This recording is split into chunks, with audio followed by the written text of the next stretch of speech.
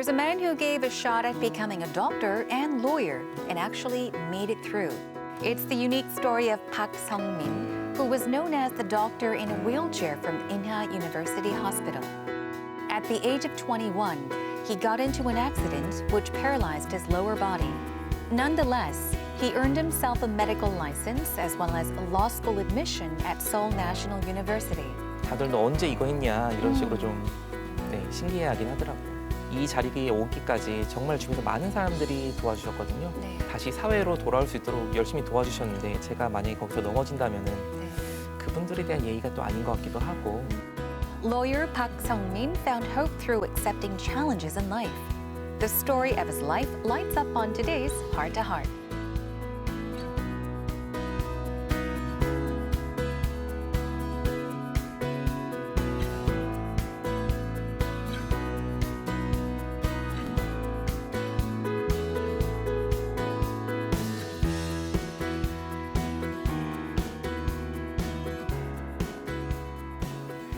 요즘은 연예인보다는 스타 유튜버가 더 대세인 것 같습니다. 그래서 오늘의 게스트 역시 유튜브에서 꽤 인기가 많으신 분을 모셨는데요. 바로 의사 겸 변호사인 박성민 씨 모셨습니다. 안녕하세요. 반갑습니다. 안녕하세요. 많이 바쁘실 텐데 이렇게 Heart 스튜디오를 찾아주셔서 감사드립니다. 아닙니다. 초대해 주셔서 영광입니다. 별 말씀을요.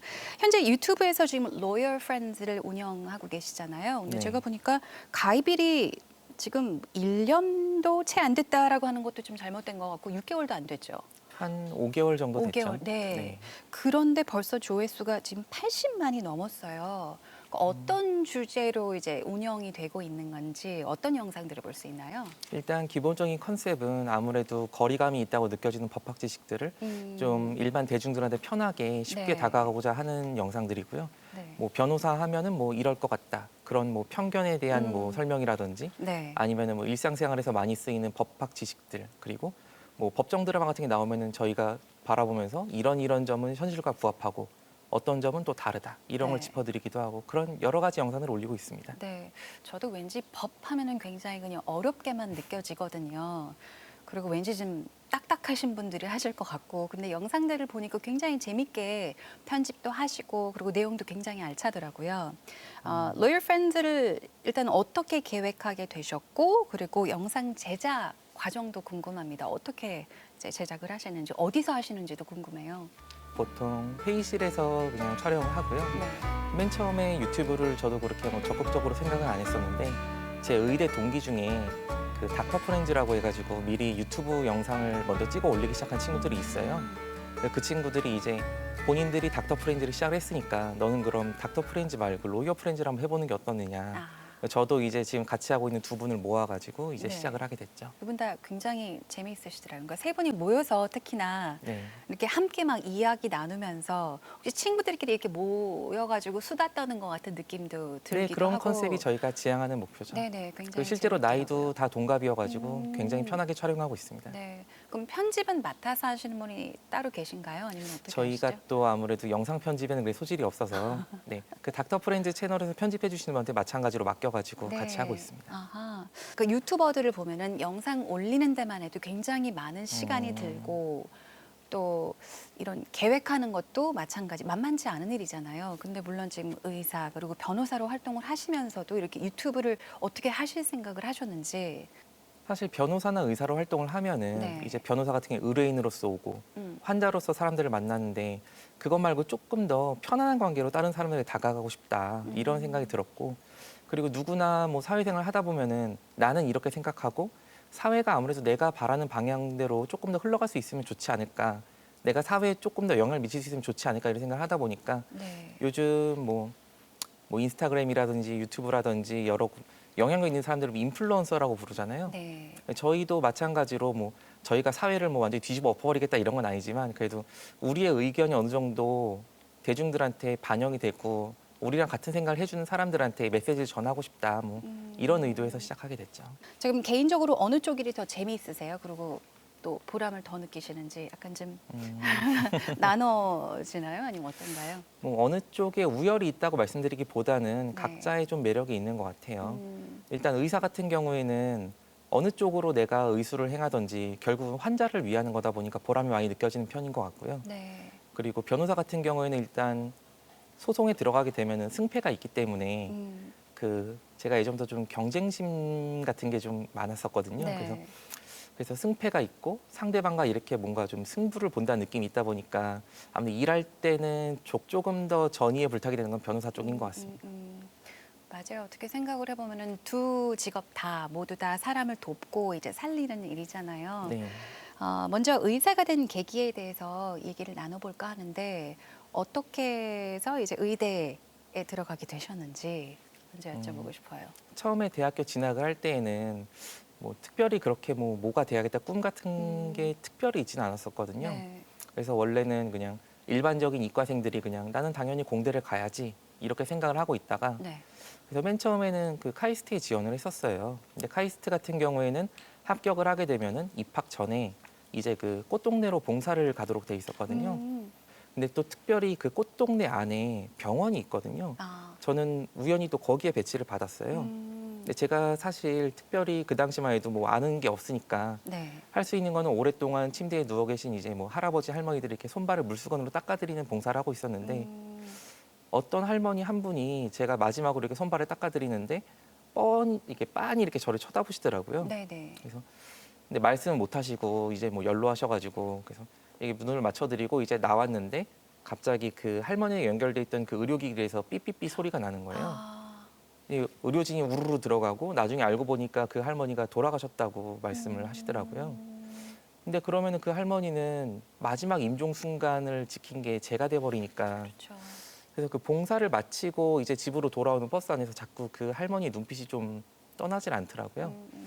근데 그 당시에 이제 카이스트 지원했지만 이제 다른 의대도 지원해 놓은 게 있었는데 어떡할까 고민을 하다가 거의 막판에 의대로 이제 전환하게 됐죠. 와, 그것도 쉽지 않은 결정이었을 것 같은데 의대 입학 후 얼마 안 돼서 이제 일인 거로 제가 알고 있는데 2005년도에 있었던 일이죠. 그 네네. 일에 대해서 말씀을 부탁드려도 될까요? 이거는 제가 여기서 최초 공개하는 거지만 제가 대학교에 들어가서 좋아하던 여자애가 한 명 있었어요. 네. 그래서 그 여자애랑 좀 친해지고자 해가지고 어떻게 할까 하다가 같은 동아리에 들어가면 좀 친해지지 않을까 그래가지고 스키부를 들어가게 됐거든요. 네네. 스키부에 들어가서 근데 또 스키부에 들어가면 대학 스키 연맹이라고 해가지고 모든 각 학교의 그 대학교 스키부들이 모여가지고 한 달 반 정도 합숙을 하는 기간이 있거든요. 돌아오기로 한 마지막 날 저녁에 네. 스키장에 사고 나는 바람에 이제 이렇게 다치게 됐죠. 그러면은 그때 이제 병원 생활도 오래 하시고 이제 휠체어를 타고 돌아온 이제 학교에서의 글쎄 많은 것들이 이제 바뀌었겠죠. 학교를 그쵸. 돌아갔을 때의 생활도 많이 달라졌을 테고. 근데 가장 힘들다고 느끼셨던 점이 있다면 어떤 점들이었나요? 사실 학교에 돌아오면 많이 힘들 줄 알았었는데 생각보다 그렇게 힘들지는 않았어요. 일단 제가 돌아올 수 있는 데에는 주변의 친구들이나 아니면 그 학교 교수님들이 많이 도움을 주셨었거든요. 네. 1년 정도 병원 생활을 했는데 이제 다시 학교로 돌아올 때가 되니까 먼저 교수님이 오셔가지고 한번 학교를 와봐라. 네. 만약에 네가 불편한 점이 있다면은 그 점에 대해서 미리미리 좀 손을 봐야 되니까 그래서 뭐 화장실이라든지 아니면 경사로라든지 뭐 강의실 이런 부분도 저에 맞춰가지고 많이 변경을 해주셨어요. 네네. 그래도 친구들도 많이 지지를 해줬었는데 제가 병원 생활하면서 이제 뭐 1년 정도 병원에 있었으니까 당연히 병원비도 많이 나왔겠죠. 네. 근데 그 스키부 친구들이 이제 뭐 그림을 굉장히 잘 그리는 친구가 한 명 있었는데 그 친구가 이렇게 두 손을 모은 그림을 그려서 네. 여기에 후드티를 만들어가지고 아. 그거를 이제 그 과 내에서 이렇게 뭐 판매를 하면서 거기서 모인 수익금들을 저한테 뭐 병원비 보태 쓰라고 도와주기도 하고 그래서 뭐 심적으로나 아니면 몸적으로나 많이 힘들지 않도록 지지를 해줘서 그렇게 많이 힘들진 않았던 것 같습니다. 그런데 의사 면허를 취득하신 거의 직후에 서울대 로스쿨에 입학을 하셨어요. 네. 또 이런 결심을 하시게 된 특별한 이유가 있는지도 여쭤보고 싶어요. 일단은 저도 뭐 복학을 해서 공부는 열심히 했는데 과연 내가 나중에 의사가 됐을 때 의사를 잘 할 수 있을까? 아무래도 일반적으로 의사 하면은 이렇게 좀 뭐 수술을 한다든지 네, 아니면 네. 환자한테 뭐 이렇게 뭐 술기를 행한다든지 이렇게 몸을 쓰는 것들이 실제로도 많기도 하거든요. 그래서 네. 잘할 수 있을까? 약간 두려움 같은 것도 있었던 것 같아요. 그러던 와중에 어떤 일을 혹시 의사 면허를 의학 지식을 살리면서 다른 걸 내가 할 수 있는 게 있을까 생각을 하던 와중에 한 번은 친구 4명이 같이 만난 적이 있는데 그 친구 저를 포함해서 4명 중에 3명이 그때 사법고시를 준비하던 아이들이었어요. 자기네들끼리 이제 판례 이야기를 하는 거예요. 당구장에 100원짜리가 떨어졌다. 이걸 당구장 주인이 주스면은 절도죄가 되는가? 아니면 점유이탈물 횡령이 되는가? 이걸 가지고 굉장히 논의를 하더라고요. 근데 저는 아무것도 모르니까 그냥 멍하니 듣고 있었는데 네. 그때 그러면은 나도 법조계로 가면은 아무래도 몸을 좀 덜 써도 이렇게 서류 작업이나 아니면 이렇게 말로 할 수 있지 않을까 생각이 들어가지고 준비를 하게 됐습니다. 재밌네요. 이렇게 모임에는 그런 이야기를 또 재밌게 풀어 가시는군요. 이게 좀 법조계 사람들이 딴 사람이 들으면 정말 재미없는 얘기인데 자기들끼리는 무척 재밌어 하더라고요. 옆에서 이렇게 보면은 재밌을 것 같아요. 이제 대화에 참여는 못하더라도 이런 얘기들이 참 재밌다. 근데 사실 의사 국가고시만 해도 매진한다고 하더라도 정말 원하는 결과를 얻지 못하는 경우가 많잖아요.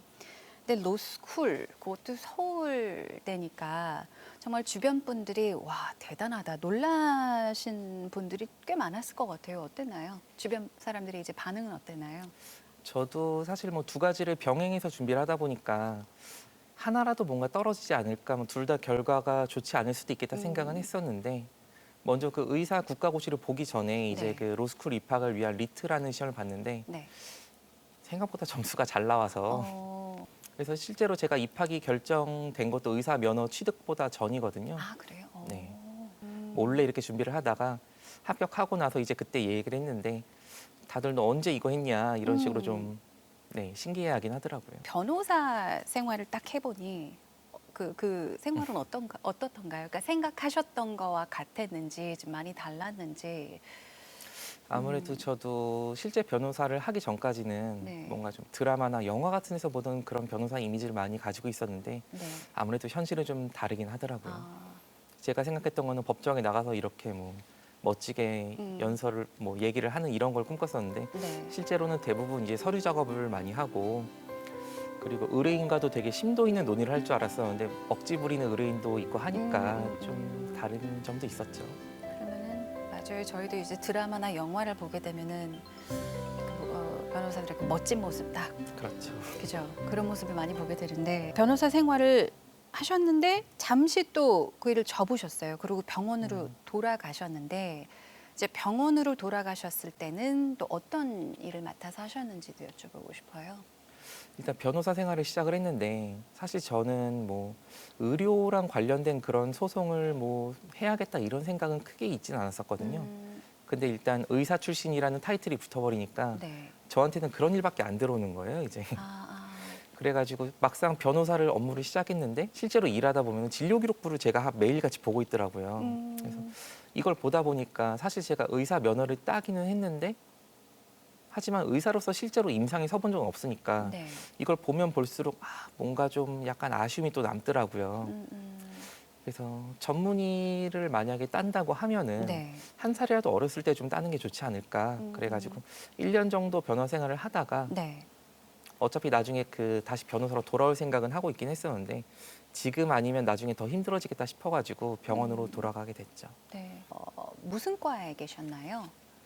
저는 직업환경의학과 전문인데요. 생소하게 아무래도 들리는데요. 네. 직업환경의학과 하면 생소하게 느끼시는 분들이 좀 많을 거예요. 뭐 과 이름에서 알 수 있는 것처럼 말 그대로 직업, 근로자의 건강을 관련된 거랑 환경, 뭐 이런 쪽의 문제를 전반적으로 다루죠. 근로자 같은 경우에는 이제 뭐 근로자들 분 같은 경우에 굉장히 특수한 유해 물질에 노출되는 분들이 있어요. 뭐 작업하실 때 뭐 황산을 쓴다든지 아니면 밤에 일하신다든지 이런 식으로 일반 그냥 사무직과 다르게 좀 특별한 그 케어가 필요하신 분들 같은 경우에 저희가 정기적으로 특수 검진이라는 걸 하면서 관리도 하고 그리고 환경 측면으로 따지면은 뭐 얼마 전에 있었던 뭐 가습기 사건이라든지 네. 뭐 정수기에서 뭐 중금속이 나온다 이런 사건들도 저희가 뭐 포괄해서 환자들을 다루게 되죠. 그러면은 이 특정 이과를 선택하신 특별한 이유가 있었나요? 일단 제가 아무래도 변호사를 또 자격을 취득한 다음에 다시 또 과를 선택하려다 보니까 그리고 저는 최종적으로 다시 변호사 쪽으로 돌아올 생각을 좀 하고 있었거든요. 그럼 네네. 어떤 과를 하는 게 과연 나중에 돌아왔을 때 좀 시너지가 날까 하다 보니까 뭐 이과에선 지금 제가 전공한 과에서는 뭐 산업재해라든지 네. 이런 식으로 뭐 아니면 사회적으로 이슈가 되는 그런 사건들을 다루다 보니까 아무래도 나중에 병원 돌아왔을 때 도움이 되지 않을까 생각을 해서 선택을 하기도 했고 네네. 그리고 제가 뭐 수술하는 과라든지 환자를 너무 적극적으로 처치를 해야 되는 과들은 또 제가 하기가 좀 힘든데 제가 지금 전공하고 있는 과는 아무래도 적극적으로 수술을 한다든지 뭐 적극적으로 치료 뭐 술기를 행하는 그런 거는 많지 않은 편이라 네. 네, 제가 전문의를 취득하는데도 크게 문제가 없을 것 같아서 뭐 여러 가지 이유로 이과를 선택하게 됐어요. 네. 그러면은 예전에 의사 생활을 보내기 전에 변호사 활동 그리고 이제 지금의 변호사 활동이 만약에 다르다면 어떻게 다른가요? 뭐 그냥 변호사로서 일반적으로 업무를 수행하는 것 자체는 크게 변한 건 없는데 아무래도 예전에 뭐 의료 과호 소송을 진행한다고 하면은 네. 제가 맨 처음에 처음에 변호사로 했을 때는 단순히 지식으로만 이렇게 알고 있으니까 정말 이런 주장을 하는 게 맞나? 괜찮나? 이거에 대한 확신이 좀 없었거든요. 근데 제가 실제로 5년 동안 이제 병원에서 일을 해보니까 네. 오히려 아 이런 경우에는 이런 식으로 일이 진행이 되고 진료 기록부에 보면은 이제 뭐 이런 식으로 의사가 했다고 기재가 돼 있는데 이건 이런 이유에서 했겠구나. 그러다 보니까 오히려 그 사이에서 잘못된 점도 더 쉽게 찾아낼 수 있고 네 그런 것 같습니다. A doctor and lawyer, Park Sung-min took bold steps on both paths. By no means could disability and other difficulties stop him. His life, which sees each day as a challenge to overcome, has inspired a number of people. His story does not end here.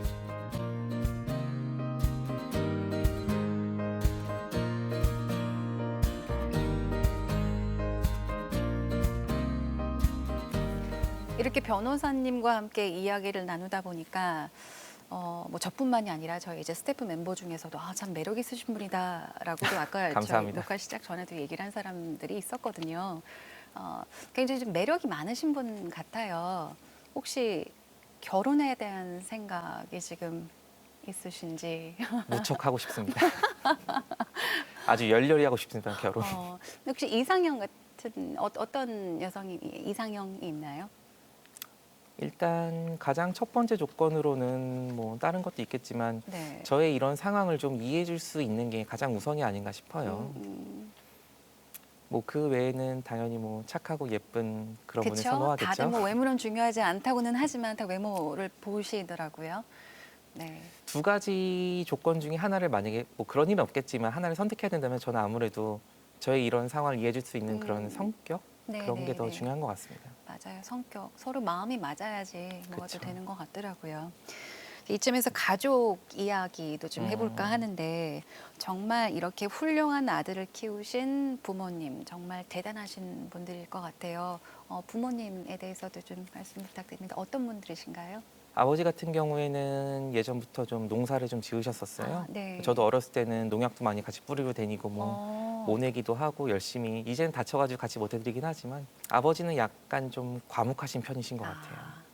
뭐 저뿐만 아니라 저희 집은 전 형이랑 해가지고 저희 이제 남자 셋 그리고 어머니 여자 하나 이렇게 있는데 아무래도 좀 과묵한 편이라 어머니가 좀 외로우셨겠어요. 심심하지 않으셨을까. 네. 제가 좀 딸 역할을 좀 해보려고 노력도 해봤는데 네. 저도 아무래도 좀 어색해가지고 어머니 같은 경우에는 계속 이제 그 전업주부로서 생활을 하셨었고요. 네, 네.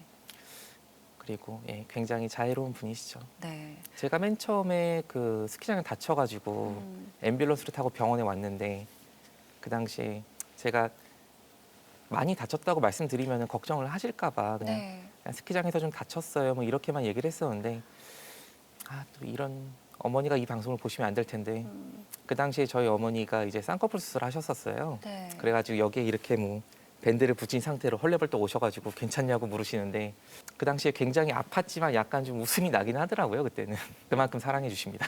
그럼요. 누나나 여동생이 하나 있었으면 딱이었겠네요. 그죠? 저도 뭐 한 어머니 입장에서. 누나나 여동생이 저도 참 잘해줬을 텐데요. 아쉽네요.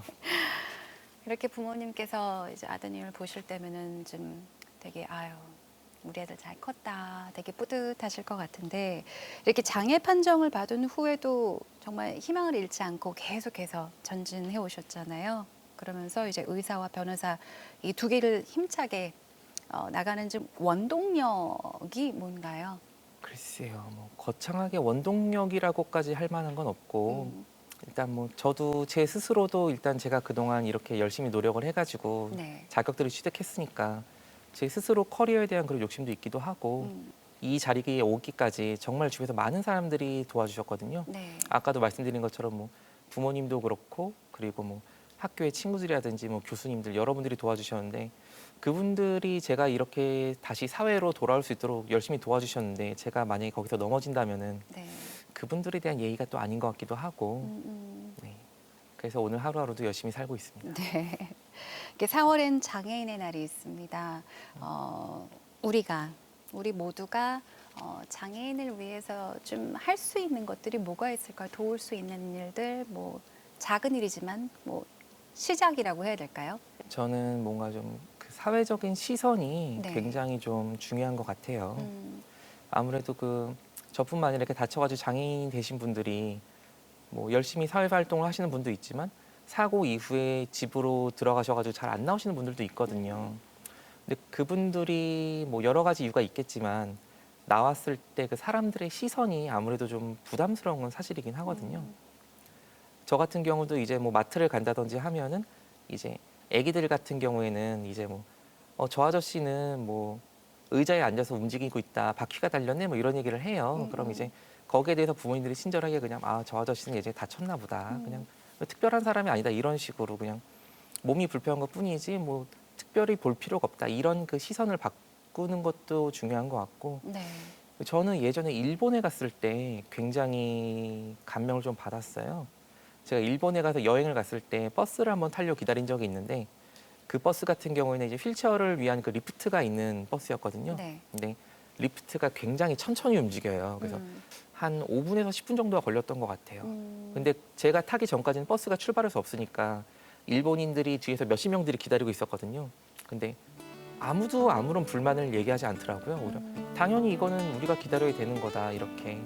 그리고 제가 길을 가다가 뭐 부딪히고 나면은 죄송하다고 뭐 스미마셍 얘기를 해야 되는데 상대방이 오히려 먼저 저한테 미안하다고 스미마셍 그러는 걸 보고 네 굉장히 좀 감동을 받았었는데 우리나라도 이렇게 좀 일단 기본적으로 따뜻하게 대해주시면 좋고 그것까지 가지 않더라도 그냥 몸이 불편한 사람이다. 뭐 네. 특별하게 뭐 다른 사람처럼 이렇게 바라보는 시선을 좀 거두어 주셨으면은 저처럼 이렇게 몸이 불편한 분들이 사회생활 하는데 조금 더 수월해지지 않을까 생각이 듭니다. 네네. 장애를 어떻게 극복하셨는지 여쭤보고 싶어요. 저는 솔직히 말씀드리면 사실 장애를 아직도 뭐 극복했다고 생각하진 않아요. 뭐 내가 뭐 장애인인 게 뭐 무슨 상관이야? 뭐 나는 다른 사람이 똑같아. 이렇게까지 아직까지 생각이 들진 않거든요. 저는 지금 이제 다친 지 15년 차긴 하지만 네. 아직도 한 번씩 거울을 봤을 때 내가 휠체어를 타고 있다는 모습을 보거나 아니면 친구들이랑 같이 놀다가 계단이 있어가지고 못 가는 곳을 만난다 그러면 한 번씩 깜짝깜짝 놀래요. 맞다. 내가 이제 장애인이 돼가지고 휠체어를 타고 있었지. 이런 식으로 생각이 들기도 해서 아직까지도 저는 그렇게 뭐 극복이라는 거창한 단어를 붙일 정도로 뭐 주변에서는 뭐 좋게 봐주시는 분도 있긴 하지만 아직까지도 저도 뭐 네, 극복했다고는 말을 못할 것 같습니다. 네. 그래도 이렇게 뭐 사회생활 하다 보면은 힘든 점도 솔직히 많긴 한데 그래서 이런 사회생활 할 때 힘든 점 때문에 뭐 밖으로 사회생활 잘 안 하시는 분도 있기도 한 것 같기도 하고 근데 그런 분들한테 제가 이 자리를 빌어서 말씀을 드리고 싶은 게 있다면은 네. 사회생활 하다 보면은 솔직히 상처도 많이 받고 힘든 상황도 많이 생기고 저도 뭐 딴 사람 얘기는 아니지만 몇 번 울기도 했었거든요. 근데 그래도 계속 집안에만 있으면은 결국은 더 우울해지는 것 같아요. 아무것도 내 스스로 발전도 없고 내 삶은 저는 피폐해지고 상처를 받더라도 일단 사회로 나와서 부딪혀 보는 게 앞으로의 내 생활이나 아니면은 뭐 어떻게 말하면은 희망적인 삶이라고 할까요? 조금이라도 희망을 기대하기 위해서는 일단 문을 박차고 나오는 게 필요하지 않나 그런 생각이 듭니다. 네. 이렇게 끝으로 이제 앞으로의 아니면 다음 목표지에 대해서 여쭤보고 싶은데요. 일단은 제일 목표는 건물주가 돼가지고 은퇴를 하는 거고요. 이건 농담이고 실제로는 뭐 제가 처음에 유튜브를 시작할 때도 그 목적에서도 말씀드렸던 것 같은데 네. 뭐랄까 특정한 직업으로서 이렇게 뭐 목표를 정하기보다는 전 말 그대로 그 인플루언서가 좀 되고 싶어요. 뭐 사회적으로 어떤 이슈가 생겼다. 네. 그랬을 때 박성민 변호사는 그거에 대해서 어떻게 생각을 하는가 사람들이 듣고 싶어하고 네. 아니면은 제가 뭐 특정한 사회 현상에 대해서 말을 했을 때 아, 그 의견 괜찮은 것 같다. 그러면 실제로 거기에 맞춰가지고 사회가 좀 변화하는 것 느낌이 들고 이런 포지션이 될 수 있도록 앞으로도 계속 노력할 예정입니다. 네. 정말 멋진 말씀 감사드립니다. 이렇게 같이 이야기를 나누다 보니까 그 뭐라 그러죠? 긍정의 에너지가 막 느껴지는데요. 감사합니다. 네, 이렇게 좌절보다는 아무래도 아까 말씀하셨던 희망을 이제 택하시고 계속해서 힘차게 이제 도전을 하시는 모습 정말 멋집니다. 앞으로 저희가 응원하겠습니다. 감사합니다. 네, 오늘 함께 해주셔서 감사드립니다. 네, 고맙습니다. 감사합니다.